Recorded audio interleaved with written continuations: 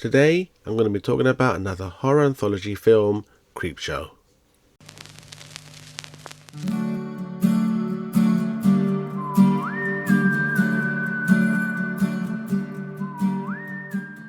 Greetings and welcome back. I'm your host, JJP, and if it's your first time here, thank you for visiting. As I stated in my Cat's Eyes review, I'm a big fan of horror anthologies like Dead of Night and the Amicus Portmanteaus. Creepshow, like Cat's Eyes, was written by Stephen King, where we are treated to 5 grisly tales from a kid's comic book. Each tale is split into segments, which I will cover here. But first, it's trivia time. What 1950 sci-fi film did Leslie Nielsen co-star in? Stay tuned to the end to find out. And if you like what you see, please like, comment and subscribe. I know it's an old film, but spoilers ahead, just in case you haven't gotten round to watching it yet.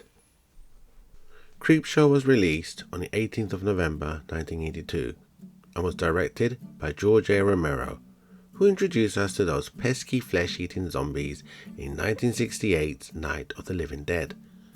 The screenplay was written by Stephen King, making this his first ever screenplay, and would lead to him writing Cat's Eyes 3 years later. Creepshow starts with a prologue about a boy called Billy, played by Joe Hill, the real-life son of Stephen King, who collects and reads Creepshow comics, and his abusive father Stan, played here in an uncredited role by the marvelous Tom Atkins, who many horror fans will recognize from such films as The Fog and Halloween 3. This then leads us to segment 1 called Father's Day, which is about a murdered father rising from his grave to enact vengeance on his horrid family in the name of cake. This segment is gruesome in places, but also has some fantastic graveyard scenes, which are very atmospheric. I love the zombified father rising from his grave. Some of the scenes can be over the top, and I personally find this segment quite grating to watch in places. On a side note, this segment also features a very young Ed Harris as one of the family members. And that finale, when the father walks out with his own version of a Father's Day cake on a silver platter, will leave you in shock. Segment 2, called The Lonesome Death of Geordie Verrill, stars Stephen King as a not-so-smart hick who encounters a bizarre meteor on his farm and makes a mistake of touching it. This leads to poor Geordie slowly transforming into some kind of plant monster. Although comedic and full of pathos, it's quite a sad and depressing entry, with Geordie coming to a very tragic end. Segment 3 is called Something to Tide You Over, and stars Leslie Nielsen as Richard Vickers, Ted Danson as Harry Wentworth, and Galen Ross as Becky Vickers. This segment is about a vengeful husband, Vickers, who discovers that his wife Becky is having an affair with Harry. This leads him to plan and kill them both in a most elaborate way. However, Vickers has little time to sit and gloat about his actions as vengeance comes knocking on his door, literally, as the murdered couple come back from the dead to exact their revenge on him. This segment really used to scare me when I was younger, as the undead couple look and sound terrifying. Segment 4, called The Crate, stars Hal Holbrook as Henry Northrup, and Adrian Barbeau as Wilma Northrup. Both had previously worked together on John Carpenter's The Fog, released in 1980. Here, Adrian beautifully plays an awful abusive wife who belittles her husband both in private and in public. This leads to her husband having delusions of killing his abusive wife. Then one day, he comes across the titular crate and its mysterious and deadly occupant. It seems he has found the perfect solution to dispose of his wife.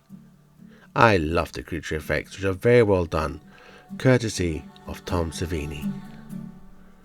Segment 5 is called They're Creeping Up on You, and stars E.G. Marshall as Upson Pratt, who many may recognize as the President from Superman 2. If you don't like creepy crawlies, then this segment may not be for you, as it revolves around a rich recluse whose super clean apartment gets invaded by a plague of cockroaches. The ending, which I won't spoil here, is probably the worst nightmare of anyone with katsaridophobia, a term which is derived from the Greek word katsarida, meaning cockroach, and phobia, meaning fear.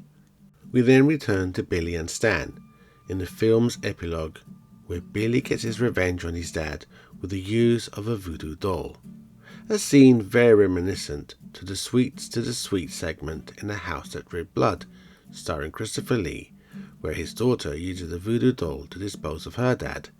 As the film is supposed to be taken from the pages of Billy's comic book, we get to see what appears to be comic book panels throughout the film, something Ang Lee would do much later in Hulk from 2003, starring Eric Bana. Tom Savini did most of the special makeup and creature effects, and even appears in the epilogue as Garbage Man No. 2. And here are a couple of fun facts.